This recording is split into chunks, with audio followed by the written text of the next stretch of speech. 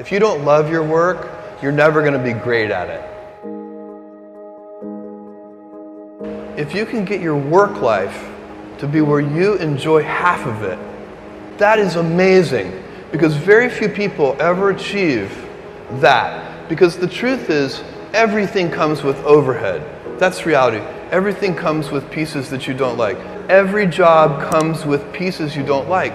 And we need to say, that's part of it. You have to figure out how to set up your life in such a way that you can minimize the things. And I find people don't dislike hard work. What people dislike is being out of control.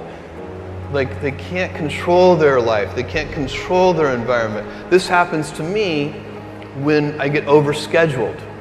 I hate being overscheduled. I want some time to be able to think and free myself.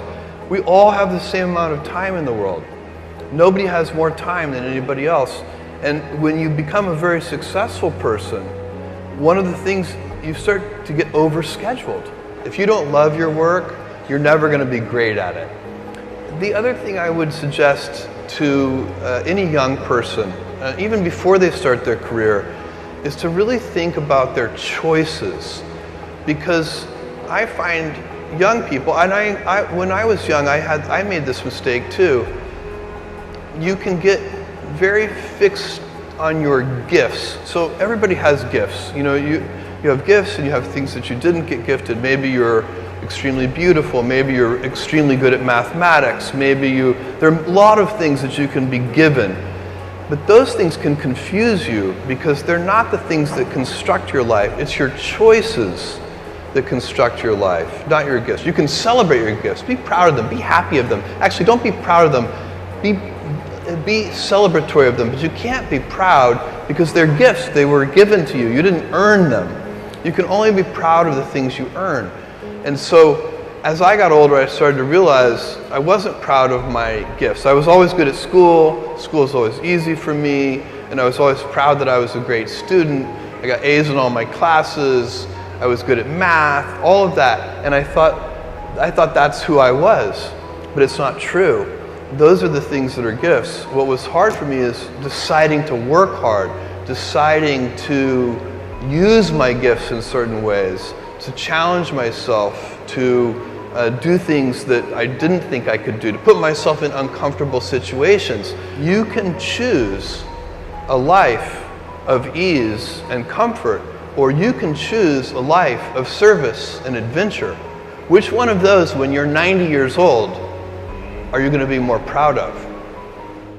Tomorrow, in a very real sense, your life, the life you author from scratch on your own, begins.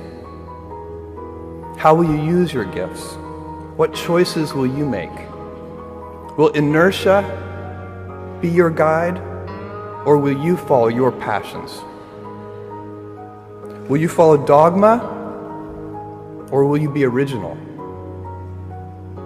Will you choose a life of ease, or a life of service and adventure? Will you wilt under criticism, or will you follow your convictions? Will you bluff it out when you're wrong, or will you apologize? Will you guard your heart against rejection, or will you act when you fall in love?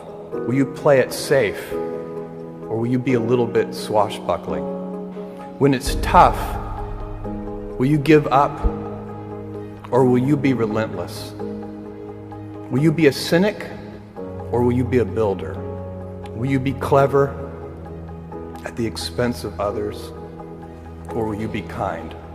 Tomorrow, and in a quiet moment of reflection, narrating for only yourself the most personal version of your life story, the telling that will be most compact and meaningful will be the series of choices you have made. In the end, we are our choices. Build yourself a great story.